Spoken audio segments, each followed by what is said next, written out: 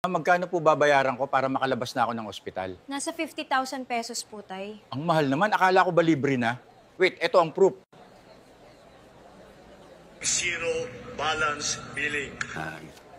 Sige po, tay. Zero billing na po kayo. Pwede na kayo makauwi. Wow! Tao po, pabili.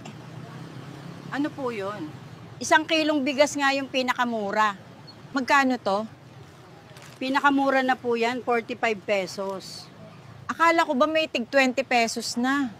Heto ang ebidensya. Nakaya na natin ang 20 pesos sa bawat kilo ng bigas. Okay po, Nay. 20 pesos na lang yan.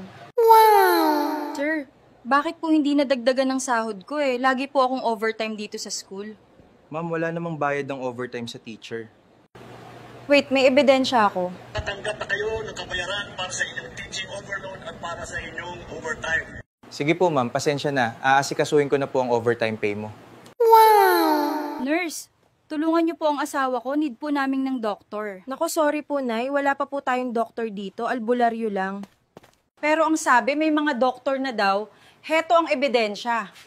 Bawat bayan po sa Pilipinas ngayon ay may doktor. Nandito na po ako, Nay. Ako na po ang bahala.